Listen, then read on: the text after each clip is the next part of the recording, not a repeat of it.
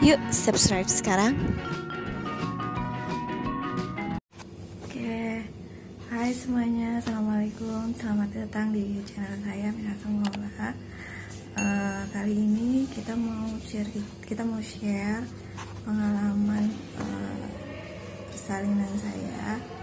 SC yang keempat. Ya, kali ini saya bareng suami saya karena saya juga agak masih kesulitan untuk bicara ya, jadi nanti biar suami saya aja yang jelasin gimana proses persalinan dari mulai kemarin ya, tanggal 13, tanggal berapa Pak? Tanggal 13 ya, Mei tanggal 13 2020. dini hari lah ya. Oke, gimana Pak? Jadi sebenarnya ini proses persalinan SC yang keempat jadi istri saya itu kalau kita bahasa ini medisnya G4 P4A0, sekarang jadi P5A0. Jadi hamil 4 kali, partusnya 4 kali karena anak kami yang kedua itu kembar gitu kan. Jadi ini SC yang keempatnya. Jarak antara tiap anaknya itu dekat-dekat gitu kan. Anak pertama itu lahir proses persalinan SC dengan atas indikasi bayi besar. Bayinya 4050 lah itu. Itu secara SC tanggal 12 Januari 2015. Anak kedua Gemeli kembar, ini kebetulan hamilnya itu dekat juga, lahir karena ketuban pecah dini 32 minggu. usianya 31 sampai 32 minggu gitu kan. Itu lahir bulan Mei, 28 Mei 2017. Jadi range-nya sekitar 2 tahun ya, 2 tahun gitu kan. 2 tahun. Terus anak ketiga kami anak keempat, laki-laki, lahir tanggal 13 Februari 2019, tahun kemarin. Jadi antara kedua, kalau yang laki-laki ini normal, SC. Tapi kurang lebih 38-39 minggu gitu kan, karena riwayat SC 2 kali, ini kan SC ketiga. Sempat ada komplikasi juga ke istri saya yang persalinan SC yang ketiga ini. Istri saya mengalami aritmia gitu kan. Jaraknya berarti Februari 2019 ke 2017, jadi hampir 1 tahun kurang, 1 tahun 2 ke 5, 1 tahun ya, 1 tahun 9 bulan gitu kan, 1 tahun 9 bulan. Terus anak yang keempat kami ini SC, cuma ini rencananya sih memang kelahiran itu, jadi kalau yang persalinan SC yang ketiga kali itu istri saya belum pernah ngerasain ngerasain mulus pengen ngelahirin. Cuma yang ini memang waktu kontrol 2 minggu yang lalu itu, kata dokter Halim SPOG-nya itu, ini kemungkinan 2 minggu lagi paling cepat itu kan. Saya pikirnya yaudahlah nanti hari Rabu pagi kita kontrol gitu kan. Ternyata hari Senin itu udah mulus-mulus, udah ada kayaknya sih belum ada pembukaan, belum ada bed snow, belum ada itu kan. Assalamualaikum. Waalaikumsalam. Ada Baca. dokter 5. Ya, tadi iklan sebentar ya. Ada adik ipar kasih tahu kalau Aisyahnya katanya kuning. Ya. Iya, kuning. Kita udah berapa hari nggak ketemu. Saya nggak ketemu Aisyah dari sejak di Oka. Dan saya belum punya kesempatan untuk menyusui Aisyah. Terus lanjut lagi lah Pak. Jadi jedanya itu Aisyah kan berapa tahun ya, berarti 1 tahun 15 bulan selisih SC yang keempat ini. Jadi sempat ketika ada mulus sempat khawatir juga sih, takutnya kan ada ruptur uteri, pecah gitu uterusnya, karena kan tahu sendiri kalau riwayat SC pasti uterusnya kan lebih tipis dibandingkan orang yang normal. Jadi memang kontraindikasi juga untuk partus secara normal gitu kan. Akhirnya datang waktu itu, datang jam 3 pagi, kita kesini habis sahur, nyampe sini setengah 4-an lah, jam 4-an mungkin.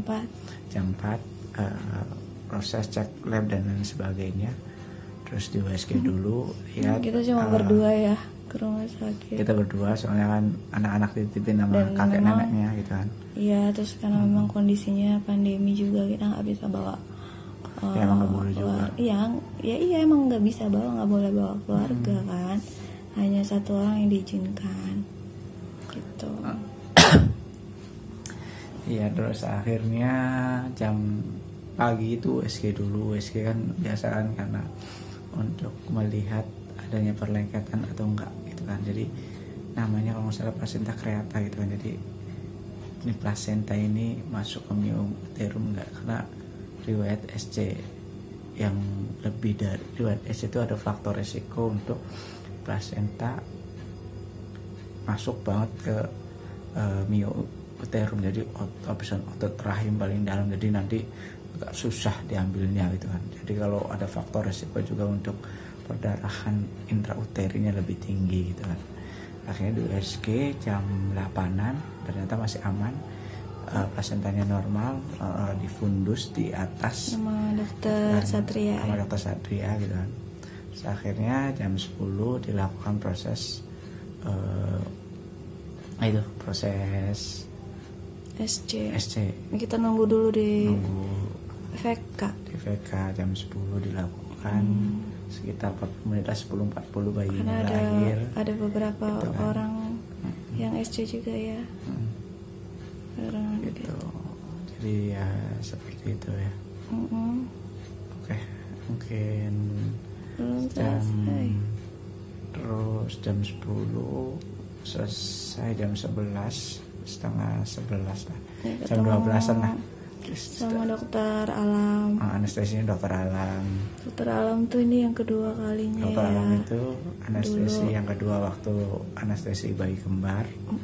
Terus sekarang yang kehamilan keempat, jadi kehamilan kedua dan kehamilan keempat. Jadi dokternya sih akhirnya sama anestesi dokter Alam, alhamdulillah prosesnya berjalan baik. Cuma ada efek samping sedikit, ya memang efek samping dari anestesi spinal kan, anestesi lokal kan biasanya lebih ke arah menggigil gitu, sempat menggigil juga diselimutin, terus akhirnya beres sampai tidur. Sampai tidur gitu kan.